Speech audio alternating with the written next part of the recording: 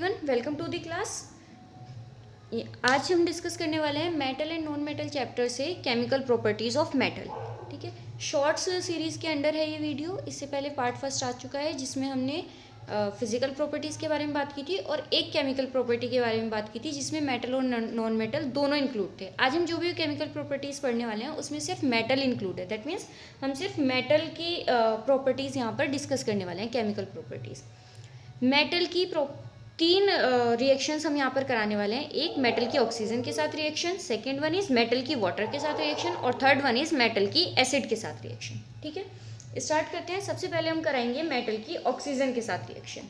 तो first one is reaction. क्योंकि हम सारी ही रिएक्शन अब मेटल की ही कराने वाले हैं तो मैं ये बार बार नहीं लिखूंगी कि reaction of metal with oxygen, मैं सीधे सीधे लिख रही हूँ reaction with oxygen.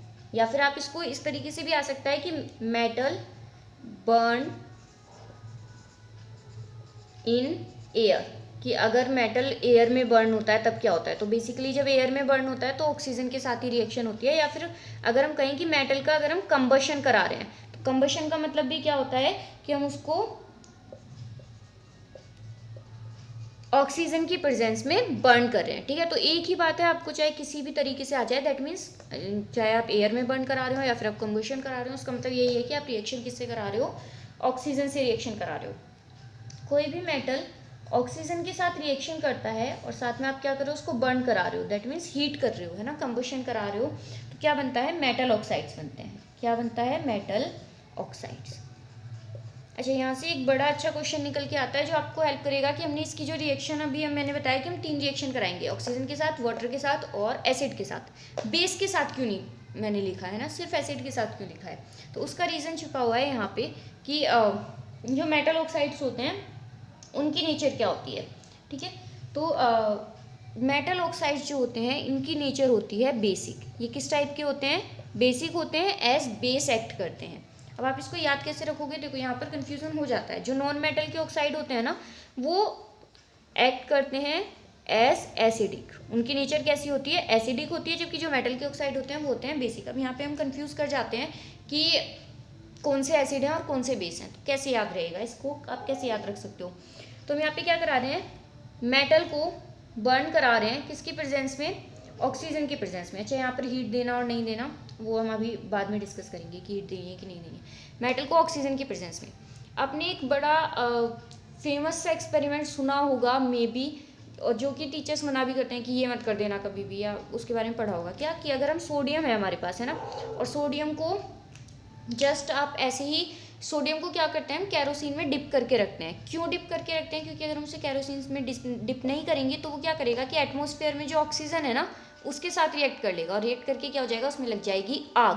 That means जैसे बॉम्ब फटता है ना उस तरीके का, है ना। तो आपको क्या याद आ रहा है कि मेटल के ऑक्सीजन के साथ रिएक्शन होती है तो क्या, बॉम्ब, है ना, बॉम्ब। बॉम्ब को थोड़ा सा हम उसकी स्पेलिंग थोड़ा सा चेंज करके हमने क्या लिख दिया, BOM, बॉम्ब, है ना। तो आप यहाँ से याद रखोगे क्या, मेटल के ऑक्साइड होते हैं बेसिक। क्या बन गया, मेटल के ऑक्साइड होते हैं बेसिक। ठीक है, इस तरीके से याद रख सकते हो। अगर आपके माइंड में और कोई भी निमोनिक आ रहा है तो आप उस तरीके से भी याद रख सकते हो। पॉइंट है कि आपको बस ध्यान रखना आना चाहिए, कंफ्यूज नहीं होना है लास्ट एग्जाम के टाइम पे। प्रेशर वैसे ही होता है, कंफ्यूजन हो जाता है। इतना समझ में आ गया। अभी ये जो मेटल के ऑक्साइड होते हैं ये भी दो टाइप के होते हैं। दो टाइप के कैसे, कुछ मेटल के ऑक्साइड तो वाटर में डिसॉल्व हो जाते हैं जबकि कुछ मेटल के ऑक्साइड वाटर में डिसॉल्व नहीं होते। तो metal oxide dissolve in water और दूसरे क्या होंगे, डजंट डिसॉल्व इन वाटर।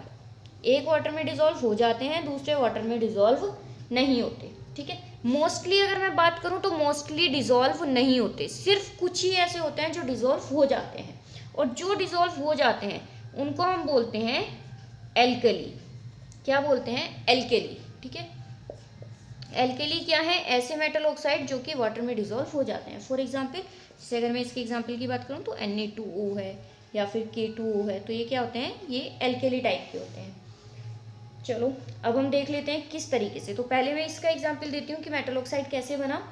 तो जैसे अगर मैं सोडियम की रिएक्शन करा दूँ ऑक्सीजन से तो क्या होता है, सोडियम की वैलेंसी +1, ऑक्सीजन की वैलेंसी -2 क्रॉस फॉर्मूला क्या बनेगा Na2O।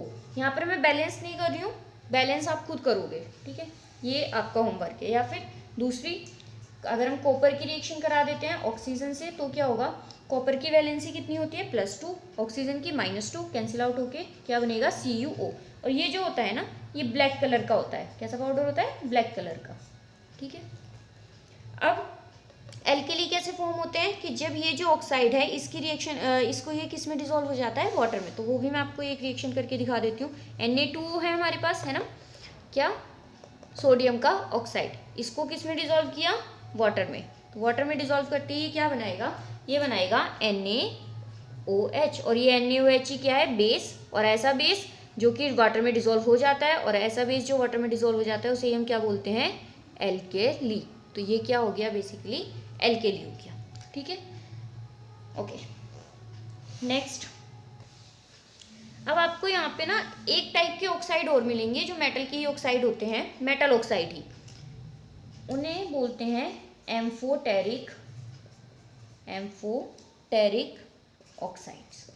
तो ये बेसिकली क्या होते हैं, जैसे कि आपको पता होना चाहिए कि एम्फोटेरिक की हम बात कर रहे हैं ना, तो एम्फोटेरिक वो होते हैं जो दो टाइप की नेचर शो करते हैं। अभी मैंने आपको बताया कि जो मेटल के ऑक्साइड होते हैं वो कैसे होते हैं, नेचर में बेसिक होते हैं, लेकिन कुछ ऑक्साइड ऐसे होते हैं जो दोनों टाइप की नेचर शो करते हैं, मतलब एसिडिक नेचर भी शो करते हैं और बेसिक नेचर भी शो करते हैं। डिपेंड करता है कि उनके सामने कौन है। मान लो ये कोई ऑक्साइड है, मेटल का ऑक्साइड, तो मैं इसे MO लिख रही हूँ, मेटल ऑक्साइड, है ना। इसकी रिएक्शन आप किसी स्ट्रॉन्ग एसिड से करा रहे हो, तो ये क्या है, एसिड जो है वो स्ट्रॉन्ग है, तो इसके कंपैरिजन में ये क्या हो गया, वीक हो गया, तो ये किसकी तरह एक्ट कर जाएगा, बेस की तरह। वहीं अगर मैं इसकी रिएक्शन किसी स्ट्रॉन्ग बेस से करा देती हूँ NaOH, तो इस केस में क्या होगा कि ये एक एसिड की तरह एक्ट करेगा और अगेन रिएक्शन कर जाएगा। तो यहाँ पर क्या है कि ये एसिड था और ये किसकी तरह रिएक्ट कर रहा है, बेस की तरह। तो क्या होगा, न्यूट्रलाइजेशन रिएक्शन होगी। एसिड प्लस बेस के बीच में किस टाइप की रिएक्शन होती है, न्यूट्रलाइजेशन, क्या बनेगा, सॉल्ट प्लस वाटर, ठीक है। ऐसे ही अगर ये बेस है तो ये किसकी तरह एक्ट करेगा, एसिड की तरह एक्ट करेगा, और क्या बनाएगा, again neutralisation reaction, salt plus water. तो एम्फोटेरिक ऑक्साइड कैसे होते हैं, सेम ही ऑक्साइड है, वो एसिड की तरह भी एक्ट कर सकता है और बेस की तरह भी। अब देखो कि इस टाइप के जो पहले लिख लेते हैं, क्या, एक्ट एस एसिड और base, that is react with both, दोनों के साथ ही रिएक्शन कर लेगा, एसिड के साथ भी और बेस के साथ भी। रिएक्ट विद बोथ, एसिड के साथ बेस बन के और बेस के साथ एसिड बन के, ठीक है। फॉर एग्जाम्पल कौन से होते हैं ऐसे, तो ऐसे होते हैं जैसे कि Al2O3, मतलब एल्यूमिनियम का ऑक्साइड, या फिर एक आप बोल सकते हो, हाँ एक ही ध्यान रख लो, कोई दिक्कत नहीं है, हाँ आप zinc oxide, ZnO, zinc oxide, ये भी कैसा होता है, एम्फोटेरिक ऑक्साइड ही होता है। यहाँ पे मैं आपको एक रिएक्शन करके दिखा देती हूँ, ठीक है, बाकी आप देख लोगे। तो जैसे Al2O3 की रिएक्शन अगर मैं एसिड से कराती हूँ, मतलब HCl से, तो ये क्या बनाएगा, AlCl3 + H2O, तो ये क्या हो गया, सॉल्ट प्लस वाटर बन गया। वैसे ही अगर मैं Al2O3 की रिएक्शन किसी बेस से करा दूँ, NaOH से, तो ये क्या बना देगा, NaAlO2 और साथ में H2O, ठीक है। तो ये भी क्या बना, सॉल्ट प्लस वाटर। किस टाइप की रिएक्शन हुई, न्यूट्रलाइजेशन रिएक्शन। तो जो एम्फोटेरिक ऑक्साइड होते हैं वो एसिड और बेस दोनों के साथ न्यूट्रलाइजेशन रिएक्शन देते हैं। क्लियर हो गया, ठीक। अभी इसमें एक छोटा सा टॉपिक और रह जाता है कि जो मैं आपको ये वाली बात बता रही थी ना कि सोडियम जो होता है वो बहुत ज़्यादा हीट प्रोड्यूस करते हैं। तो इनकी रिएक्शन भी आप देख लो कि सोडियम कि अगर हम रिएक्शन कराते हैं तो इसका क्या बनेगा, जो यहाँ पे बना हुआ है ऑक्साइड, और साथ में क्या होगा, हीट रिलीज होगी, ठीक है। और सेम इसी तरीके से पोटेशियम भी ऑक्सीजन के साथ, क्योंकि ये दोनों बहुत ज़्यादा रिएक्टिव होते हैं ना, इतने रिएक्टिव होते हैं कि इनको स्टार्ट करने के लिए हीट देने की जरूरत ही नहीं पड़ती। जैसे ही आए तुरंत ऑक्सीजन से रिएक्ट की और हीट प्रोड्यूस की, तो यहाँ पे भी क्या होगा, हीट प्रोड्यूस होगी। दैट मीन्स ये दोनों ही टाइप की रिएक्शन जो है ये एक्सोथर्मिक रिएक्शन होती है, और इसी से ही बचाने के लिए इन्हें ऑयल में मर्ज करके रखा जाता है ताकि इनके ऊपर ऑयल की लेयर आ जाए और ये डायरेक्ट ऑक्सीजन के कांटेक्ट में ना आए। दो मेटल ऐसे होते हैं जो कि ऑक्सीजन के साथ रिएक्शन नहीं करते, ठीक है। वो कौन से होते हैं, Ag और Au, that means gold and silver. Gold और सिल्वर दो मेटल ऐसे होते हैं जो ऑक्सीजन के साथ रिएक्शन नहीं करते। कंप्लीट हो गया है आपका रिएक्शन विद ऑक्सीजन। अब हम नेक्स्ट पर चलते हैं। तो नेक्स्ट क्या था, reaction with water. Reaction with water. तो देखो वाटर के साथ क्या होता है, पहले आप जनरली समझो कि ये हमारा कोई मेटल है और इसकी रिएक्शन मैंने कराई वाटर के साथ। पहले तो मेटल ऑक्साइड ही बनते हैं, जैसे पीछे बने थे, मेटल ऑक्साइड बनेंगे और साथ में हाइड्रोजन गैस रिलीज होगी। और हमें पता है कि जब हाइड्रोजन गैस रिलीज होती है तो वो किस टाइप की साउंड प्रोड्यूस करती है, pop sound, that means pop sound आएगी। अब ये जो मेटल ऑक्साइड होते हैं ना, ये क्या करते हैं, ये बचे हुए जो वाटर है उससे दोबारा से रिएक्ट कर लेते हैं, ठीक है, और क्या बनाते हैं, ये बनाते हैं मेटल हाइड्रोक्साइड। हाइड्रोक्साइड का मतलब है OH ग्रुप होगा, ठीक है। क्या बनाते हैं, मेटल हाइड्रोक्साइड। तो अगर मैं इसको कंबाइन करके लिखूं तो कंबाइन में मैं क्या लिख सकती हूँ कि मेटल था और उसने 2H2O के साथ रिएक्शन करी और फाइनली क्या बनाया, मेटल हाइड्रोक्साइड, मेटल, और चलो पूरा ही लिख देती हूँ, मेटल हाइड्रोक्साइड। तो इसको कंबाइन आप इस तरीके से भी लिख सकते हो, एक मेटल था उसने दो वाटर मॉलिक्यूल के साथ रिएक्शन करी तो ये बन गया मेटल ऑक्साइड, से मेटल ऑक्साइड कैंसिल हो गया ना। इस तरीके से भी आप इक्वेशन को लिख सकते हो, ठीक है। अब ये तो हो गई जनरल बात। 3 तरीके से रिएक्शन होती है, एक कोल्ड वाटर के साथ, कुछ जो मेटल होते हैं वो कोल्ड वाटर के साथ रिएक्शन करते हैं, कुछ मेटल जो होते हैं वो हॉट वाटर के साथ रिएक्शन करते हैं, और कुछ मेटल जो होते हैं वो स्टीम के साथ रिएक्शन करते हैं, दैट मीन्स वाटर वेपर्स के साथ। अब वो कौन से होंगे, तो देखो हीट की ज़रूरत उन्हें पड़ती है जो खुद से बहुत ज़्यादा रिएक्टिव नहीं होते, उन्हें किसकी ज़रूरत पड़ती है, हीट की ज़रूरत पड़ती है रिएक्शन को स्टार्ट कराने के लिए। जो खुद से बहुत ज़्यादा रिएक्टिव है उन्हें हीट की ज़रूरत नहीं है। तो अगर आपको रिएक्टिविटी सीरीज़ याद है तो आप इस क्वेश्चन को बहुत ईजिली कर जाओगे। हालांकि मैं लास्ट में आपको थोड़ा सा बताऊंगी रिएक्टिविटी सीरीज़ याद करने का भी एक शॉर्ट ट्रिक। तो अभी बस मैं ये मान रही हूँ कि हाँ ठीक है, आपने अभी रिएक्टिविटी सीरीज़ को सामने खोला हुआ है, तो जो रिएक्टिविटी सीरीज़ में सबसे ज़्यादा रिएक्टिव वाले एलिमेंट्स हैं ना वो यहाँ पर आएंगे। कौन से होते हैं, सोडियम, पोटेशियम और कैल्शियम। तो ये क्या करते हैं, ये कोल्ड वाटर के साथ रिएक्शन कर लेते हैं, जबकि जो मैग्नीशियम होता है ये हॉट वाटर के साथ रिएक्शन करता है, और जो एल्यूमिनियम, जिंक और आयरन ये स्टीम के साथ रिएक्शन करते हैं, ठीक है। अब कैल्शियम और मैग्नीशियम में एक चीज़ है जो नोटिस करने लायक है, वो क्या है कि यहाँ पे क्या होता है, जैसे कि हमने इनमें बात की थी कि इनमें तो जो हाइड्रोजन होती है वो इतनी ज़्यादा निकलती है कि वो हीट को कैच कर लेती है, ठीक है। जबकि अगर हम बात करते हैं कैल्शियम की, तो इसमें जो हाइड्रोजन होती है वो इतनी सफिशिएंट नहीं होती कि वो हीट को कैच कर पाए। तो इस रिएक्शन में जो हीट है वो इतनी इवॉल्व नहीं होगी। तो फिर उस हाइड्रोजन का क्या होता है, भाई यहाँ पे तो क्या हुआ, उस हाइड्रोजन ने हीट पकड़ ली तो वो बर्न हो गई, फ्यूल की तरह एक्ट किया उसने, है ना।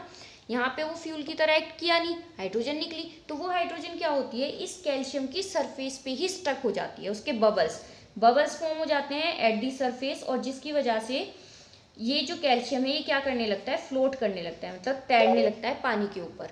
सेम ही केस होता है मैग्नीशियम के साथ, बिल्कुल सेम। इसमें भी हाइड्रोजन गैस निकलती है, बर्न वो होती नहीं, इतनी ज़्यादा सफिशिएंट नहीं होती, तो बबल्स फॉर्म होते हैं, और बबल्स फॉर्म होंगे तो ये भी क्या करेगा, इसकी सरफेस पे वो बबल्स स्टिक कर जाते हैं, बबल्स स्टिक कर गए तो ये भी क्या करेगा, फ्लोट करना स्टार्ट कर देगा, ठीक है। इतनी बात क्लियर हो गई। इनका एक एक एग्जाम्पल देख लेते हैं। फॉर एग्जाम्पल अगर मैं बात करती हूँ पोटेशियम की, क्योंकि सोडियम, हाँ पोटेशियम की अगर मैं बात करती हूँ तो ये क्या करेगा, मैं डायरेक्ट ये लास्ट वाली लिख देती हूँ। पोटेशियम 2H2O से इसने रिएक्शन करी तो क्या बनाएगा, KOH, साथ में हाइड्रोजन गैस इवोल्व होगी और बहुत ज़्यादा हीट प्रोड्यूस होगी। जबकि अगर हम कैल्शियम के केस में बात करते हैं तो कैल्शियम 2H2O के साथ रिएक्शन करेगा, साथ में CaOH का होल ट्वाइस बनाएगा। हाइड्रोजन गैस तो इसमें भी इवोल्व होगी, लेकिन वो इतनी नहीं होगी कि वो फायर को कैच कर पाए, तो यहाँ पर कोई भी बहुत ज़्यादा हीट प्रोड्यूस नहीं होगी। मैग्नीशियम के केस में Mg प्लस 2H2O क्या बनेगा, MgOH का whole twice plus H2 gas. यहाँ पे भी ये जो H2 है ये इतनी सफिशिएंट नहीं है कि ये फायर कैच कर पाए। फॉर्मूला आपको बनाना है, Mg की +2 होती है वैलेंसी, OH की -1, क्रॉस मल्टीप्लाई करो तो MgOH का होल ट्वाइस, ठीक है, क्लियर हो गया। अब एल्यूमिनियम, जिंक और आयरन, तो इनके केस में क्या होता है, इनके केस में ये सेकंड वाला स्टेप नहीं होता, इनके केस में सेकंड वाला जो स्टेप है वो नहीं होता। क्यों नहीं होता, देखो यहाँ पे क्या है, स्टीम है, इतने वो उन्होंने एक मॉलिक्यूल से वाटर के रिएक्शन करके मेटल ऑक्साइड बनाया, अभी वो दूसरे को देख रहे हैं, लेकिन वो स्टीम है ना, बहुत जल्दी जल्दी जा रहा है, रुक ही नहीं रहा वाटर वहाँ पे कि वो दूसरे के साथ भी रिएक्शन कर पाए, तो बस एक ही स्टेप होके रह जाता है। कैसे होगा, एल्यूमिनियम की रिएक्शन होगी मान लो वाटर के साथ, तो ये क्या बनाएगा, मेटल का ऑक्साइड बनाएगा Al2O3 जो कि एम्फोटेरिक होता है नेचर में, हमने अभी बात की थी, और साथ में हाइड्रोजन गैस इवॉल्व होगी। तो इसी तरीके से बाकी की रिएक्शंस भी हो जाएंगी, ठीक है। नेक्स्ट चलते हैं और final reaction with acid. Final नहीं है, इसके बाद एक और रिएक्शन बचती है, इसके बारे में भी बात करेंगे, रिएक्शन विद एसिड, ठीक है। ये अभी हम थर्ड की बात कर रहे हैं। चलो, तो कोई भी मेटल है, अगर आप उसकी रिएक्शन किसी डाइल्यूट एसिड के साथ करा रहे हैं तो सॉल्ट बनाएगा और साथ में H2 गैस रिलीज होगी। ये आपने एसिड बेस एंड सॉल्ट वाले चैप्टर में भी पढ़ा होगा। मेटल की रिएक्शन एसिड के साथ तो क्या बनता है, सॉल्ट बनता है, H2 गैस रिलीज होती है, वही पॉप साउंड के साथ, ठीक है। लेकिन इसमें एक केस है जो आपको थोड़ा सा देखना पड़ेगा कि जब हम बात करते हैं नाइट्रिक एसिड की, नाइट्रिक एसिड क्या होता है, HNO3, ठीक है।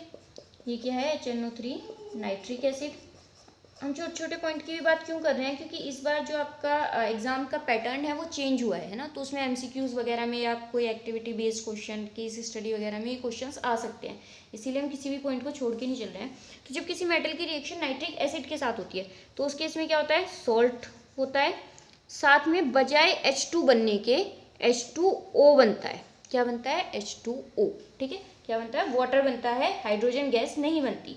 क्यों, क्योंकि ये जो नाइट्रिक एसिड है ना, ये बहुत ज़्यादा स्ट्रॉन्ग ऑक्सीडाइजिंग एजेंट होता है। ऑक्सीडाइजिंग एजेंट मतलब ये ऑक्सीडाइज कर देता है। ये जो हाइड्रोजन बनी ना, इसको ऑक्सीडाइज कर दिया, मतलब ऑक्सीजन दे दी, तो इसने क्या बना लिया, वाटर बना लिया। अभी समझ में आ गया, H2 को ही ऑक्सीडाइज कर देता है ये H2O में। तो ये H2O बेसिकली कहाँ से आया है, इसी H2 का ऑक्सीडेशन होके H2O बन गया है, ठीक है।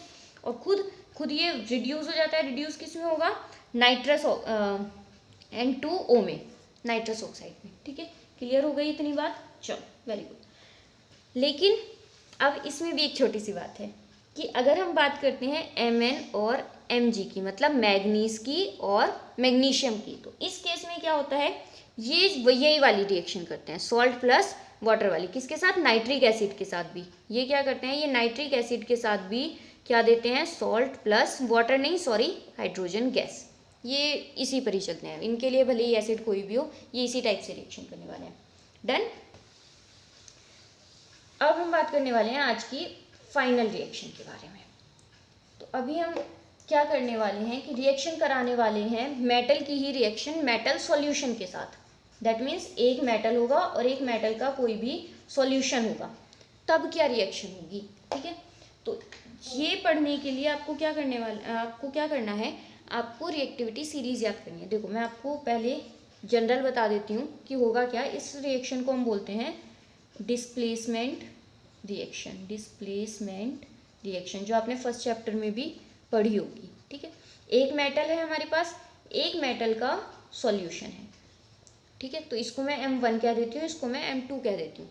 प्रोडक्ट क्या बनेगा, तो प्रोडक्ट बनेगा, दो केसेस बनेंगे इसके प्रोडक्ट के। क्या केसेस बनेंगे कि अगर जो M1 है, M1 is more reactive, M1 की रिएक्टिविटी जो है वो ज़्यादा है, दैट मीन्स M1 रिएक्टिव है M2 से ज़्यादा, तो ये क्या करेगा, M1 M2 को रिप्लेस कर देगा। ज़्यादा रिएक्टिव है ना, ज़्यादा ताकतवर है, ये कहेगा हटाओ, जाओ यहाँ से, ठीक है। तो ऑफकोर्स हटा पाएगा क्योंकि ये ज़्यादा पावरफुल है, तो ये क्या करेगा, M2 को उसके सॉल्यूशन से हटा देगा, तो खुद का सॉल्यूशन बना लेगा और M2 जो है वो अकेला हो जाएगा, जैसे पहले M1 था। लेकिन अगर M2 ज़्यादा रिएक्टिव है M1 से, तो सीधी सी बात है, अब पावर में कौन आ गया, M2, तो वो क्या कहेगा कि मैं नहीं जा रहा, जहाँ हो ना वहीं बैठे रहो, मैं कहीं नहीं जाने वाला। तो इस केस में कोई भी रिएक्शन नहीं होगी, जैसे ये पहले थे वैसे के वैसे ही रहेंगे। तो यहाँ पर आपको क्या पता होना चाहिए, कौन किससे ज़्यादा रिएक्टिव है। उसके लिए आपको आनी चाहिए रिएक्टिविटी सीरीज। तो देखो रिएक्टिविटी सीरीज याद करने का तरीका जो बेसिकली मैंने किया हुआ है, मैंने क्या किया हुआ है, एक निमोनिक टाइप में ही बनाई हुई है। एक्चुअली मैंने नहीं बनाई हुई, हमारे जो टीचर्स थे उन्होंने हमें ऐसे ही बताया था, तो वही मैं बताने वाली हूँ। ये क्रेडिट मेरा नहीं है, मैंने नहीं बनाई है, ठीक है।